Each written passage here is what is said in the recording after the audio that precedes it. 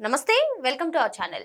ఆంధ్రప్రదేశ్లో డిఎస్సిలో భారీ ఎత్తున అవకతవకలు జరిగాయి. వెంటనే విద్యాశాఖ మంత్రి అయినటువంటి నారా లోకేష్ రాజీనామా చేయాలి అని చెప్తున్నారు. అయితే ఇక్కడ ఒక అంశం ఏంటంటే స్పోర్ట్స్ కేటగిరీలో స్పోర్ట్స్ కోటాకి సంబంధించి అవకతవకలు జరిగితే శాప్ చైర్మన్ అయినటువంటి రవినాయుడిని రాజీనామా చేయమన్నారు. కానీ విద్యాశాఖ మంత్రి అయినటువంటి లోకేష్ ఎందుకు రాజీనామా చేయమంటున్నారు?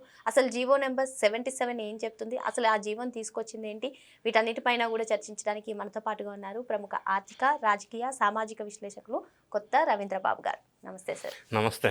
కూటమి ప్రభుత్వం అధికారంలోకి వచ్చిన తర్వాత మొట్టమొదటిగా మెగా డిఎస్సి పైన సంతకం చేశారు చంద్రబాబు నాయుడు గారు. మరి అనుకున్న విధంగానే డిఎస్సి నిర్వహించారు. అయితే ఈ డిఎస్సిలో భారీ ఎత్తున అవినీతి అక్రమాలు జరిగాయి.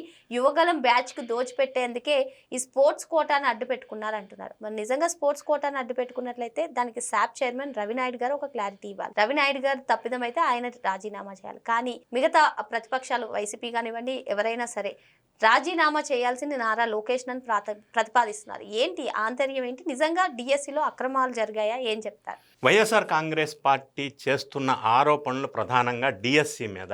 ఒకటి, డేటా లీక్ ప్రధానంగా వాళ్ళు చెప్తున్నటువంటి అంశం. రెండోది, పేకాట ఆడే వాళ్ళకి స్పోర్ట్స్ కోటాలో ఉద్యోగాలు ఇచ్చారు. ఇది ఒక దారుణమైన అలిగేషన్. అంటే వాళ్ళు అనేది ఏంటంటే పేపర్ లీకు, డేటా లీకు, లేకపోతే ట్రాన్స్పరెంట్గా జరగలేదు, ఈ పేకాట ఆడేటోళ్ళకి ఇచ్చారు, అవినీతి జరిగింది, 15 లక్షలు 20 లక్షలు లంచం తీసుకున్నారు. ప్రధానంగా మనం ఆలోచించినట్టయితే అలిగేషన్స్ ఇవి. మరి ఇదే అలిగేషన్ చేస్తున్నటువంటి పార్టీ 5 సంవత్సరాలు పరిపాలించిన కాలంలో డిఎస్సి నిర్వహించలేదు, ఉద్యోగాలు ఫిల్ చేయలేదు. ఒకటి.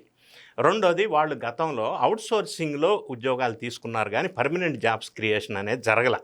ఉపాధ్యాయుల సెగ్మెంట్ మనం చూసినట్టయితే. మరి ఇప్పుడు కూటమి ప్రభుత్వం వారు 16,347 పోస్టులకు నోటిఫికేషన్ ఇచ్చారు. 95.922% ఫిల్ చేశారు. తర్వాత డేటా అంతా కూడా ఈ రోజుకి కూడా వెబ్సైట్లో ఉంది, డిలీట్ చేయలేదు డేటా. మూడోది, ట్రాన్స్పరెంట్గా జరగలేదు, పేపర్ లీక్ అంటున్నారు. ఈ పేపర్ నిర్వహించినటువంటిది టీసీఎస్ అయాన్ అనే ఒక సంస్థ. దీనికి ప్రత్యేకంగా సిబిటి పద్ధతిలో నిర్వహించారు. Computer based testing number 1. Number 2, dedicated servers, CCTV footages, తర్వాత ఈ total encrypted 250 GB encrypted system ద్వారా చేశారు. సో ఇదంతా మనం పరిశీలించినట్టయితే ఈ టీసీఎస్ అయాన్ అనే సంస్థ నిర్వహించిన ప్రాసెస్ అంతా కూడా లీక్ అవ్వటానికి స్కోప్ లేదు. First point. తర్వాత వీళ్ళు డేటా డిలీట్ అంటున్నారు. డేటా ఈ రోజుకి కూడా వెబ్సైట్లో ఉంది, అది డిలీట్ అవ్వలేదు. మూడోది, జగన్మోహన్ రెడ్డి గారు ఈ మధ్య కాలంలో డిఎస్సికి ఎవరైతే సీట్లు రాలేదో, ఉద్యోగం రాలేదో వాళ్ళతో ఒక సమావేశం నిర్వహించారు. అందులో కొంతమంది కొన్ని అభిప్రాయాలను చెప్పారు. దాన్ని జగన్ రెడ్డి గారు అంటే వెనక ముందు ఆలోచించకుండా లోకేష్ బాబు రిజైన్ చేయాలా, సిబిఐ చేత దర్యాప్తు చేయాలా అని అన్నారు. అంటే ప్రధానంగా ఆలోచించవలసింది, ఒక ఎగ్జాంపుల్ తీసుకుంటాను నేను. ఒక వ్యక్తి స్పోర్ట్స్ కోటాలో నాకు జాబ్ రావాల్సింది ఉండింది, రాలేదు అని ఒక క్లెయిమ్ అలిగేషన్ చేశారు. అతని పేరు దుర్గయ్య. అతను స్పోర్ట్స్ కోటాలో రావాల్సింది ఎందుకు రాలేదంటే, ఆ గోల్డ్ మెడలిస్ట్ ఏదైతే అతనికి ఉందో అతను వెరిఫికేషన్కి వెళ్ళలేదు, సబ్మిట్ చేయలేదు. వెరిఫికేషన్ లేకుండా, వెరిఫికేషన్ కాకుండా, వెరిఫికేషన్కి అటెండ్ అవ్వకుండా అపాయింట్మెంట్ ఇవ్వరు కదా. సో వెరిఫికేషన్కి ఆయన అటెండ్ కాకుండా అపాయింట్మెంట్ ఇవ్వలేదు అని అంటే అది ఎవరు తప్పు? సో ఇది బేస్లెస్ ఫాల్స్ అలిగేషను. రెండోది, పేకాట ఆడేటోళ్ళకి ఇచ్చారు అంటున్నారు. సో వాళ్ళ అభిప్రాయం ఏంటంటే, ఈ గవర్నమెంట్ ఆఫ్ ఇండియా వాళ్ళు స్పోర్ట్స్ కేటగిరీలో 65 సంబంధించిన స్పోర్ట్స్కి అలాట్మెంట్ ఇచ్చారు, రిజర్వేషను. అదొకటి. అందులో బిడ్జ్ అనే ఒక గేమ్ ఉంది, మైండ్ గేమ్, చెస్ లాంటిది. సో ఆ బిడ్జిని వీళ్ళు ఏమనుకున్నారంటే అది కూడా పేకాట కింద జమ చేశారు. అది పేకాట కాదు, బిడ్జ్. అవగాహన లోపం ఉందా, లేకపోతే తెలిసి కూడా ప్రజల్ని మభ్య పెట్టడమా? ఈ స్పోర్ట్స్ కేటగిరీలో 421 వేకెన్సీస్ ఉంటే 382 ఎలిజిబిలిటీ వాళ్ళు వచ్చారు, వాళ్ళకి ఇచ్చారు. సో ఈ ఒక క్యాండిడేట్ ఎవడైతే రాలేదంటున్నారో వాడు వెరిఫికేషన్కి వెళ్ళలేదు. మూడోది, పేకాట కాదు, ఇది బిడ్జ్ కోర్స్. ఇది ప్రధానమైనటువంటి బేస్లెస్ అలిగేషన్. ఇంకొక అలిగేషన్ చేస్తున్నారు, కాల్ లెటర్ వచ్చింది, వెరిఫికేషన్ అయిపోయింది, 1:1 పిలిచారు ఇంటర్వ్యూకి అంటున్నారు.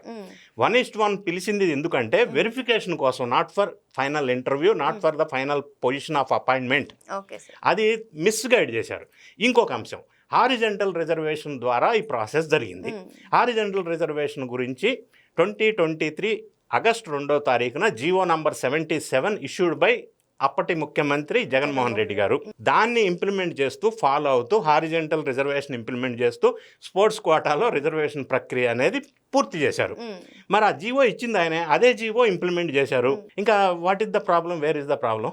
అసలు ప్రాబ్లం ఎక్కడుంది అంటే వీళ్ళు మిస్గైడ్ చేయటం కోసం ఈ విధంగా చేస్తున్నారు. ఇంకొక అంశం, ఇప్పటి వరకు 33,000 ఈ కంప్లైంట్స్ ఏదైతే ఉన్నాయో ఇటువంటివి అన్నీ కూడా సార్ట్ అవుట్ చేశారు. సరే, వీళ్ళ దగ్గర ఆధారాలు ఏదన్నా ఉండి ఉంటే ఈ 33,000తో పాటుగా వీళ్ళు కూడా ఇంకేమన్నా సబ్మిట్ చేస్తే దానికి కూడా క్లారిఫికేషన్ ఇచ్చే అవకాశం ఉంది. రెండోది, వీళ్ళు ఏదైతే ఎలిగేషన్ చేశారో ఆ లిస్ట్ అంతా కూడా ఇప్పుడు వెబ్సైట్లో ప్రతి అప్పీర్ అయిన క్యాండిడేట్ డీటెయిల్స్ అన్నీ కూడా వెబ్సైట్లో డీటెయిల్స్ మొత్తం ఉంది, డేటా ఈ రోజుకి కూడా ఉంది. మరి ఇంకా ఇంత ట్రాన్స్పరెంట్గా జరిగిన తర్వాత ఇంత ఇమ్మీడియట్గా జనరల్గా it take some time to keep the data in the website, కానీ ఇంత తొందరగా డేటా మొత్తం ట్రాన్స్పరెంట్లో వెబ్సైట్లో పెట్టిన తర్వాత ఇప్పటికి కూడా అందుబాటులో ఉన్న తర్వాత డేటా డిలీట్ అనే ప్రశ్న ఎక్కడ ఉత్పన్నం అవుతుంది? ఇది ఒక బేస్లెస్ ఎలిగేషన్ కదా. సో ఇటువంటి అవగాహన లేకుండా నేను అనను, ప్రజల్ని మభ్యపెట్టడం కోసం ఇటువంటి బేస్లెస్ ఎలిగేషన్స్ చేస్తూ ఉన్నారు అనుకోవచ్చు. ఎందుకంటే ఎక్కడ ఇప్పుడు నిజంగా ఆధారాలు ఉన్నాయి అని అనుకుంటే అవి సబ్మిట్ చేస్తే గవర్నమెంట్ వాళ్ళు మళ్ళీ దానికి డీటెయిల్ రిప్లై ఇస్తున్నారు. వెబ్సైట్లో ట్రాన్స్పరెన్స్గా డేటా ఈ రోజుకి కూడా ఉంది కదా. మరి ఇంకా ఇందులో డేటా డిలీట్ అవ్వడానికి స్కోప్ లేదు, పేపర్ లీక్ అవ్వడానికి స్కోప్ లేదు.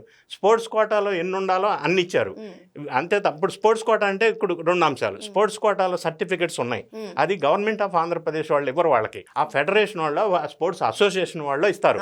అందులో దొంగ సర్టిఫికెట్స్ ఉంటే స్క్రూట్నీ చేస్తారు. మూడోది, దివ్యాంగులు ఒకవేళ ఉన్నారా అని అనుకుందాం, వాళ్ళకి 20%, 30% ఎంత అయితే ఉందో అది అంగవైకల్యం. సో దాన్ని మళ్ళీ మెడికల్ కౌన్సిల్ ద్వారా చెక్ చేపించి వెరిఫై చేసి కన్ఫర్మ్ చేసుకున్న తర్వాత వాళ్ళకి ఎలిజిబిలిటీ ఎంటైటిల్మెంట్ ప్రకారం వేకెన్సీస్ ఫిల్ చేశారు. సో ఇందులో ఇంత ట్రాన్స్పరెంట్గా ఇంత ఇదిగా జరిగినప్పుడు ఎక్కడ ఇందులో అలిగేషన్స్కి బేస్ లేదు అనేది నా అభిప్రాయం. మరో అంశంతో మళ్ళీ కలుద్దాం. Thank you sir. Thank you.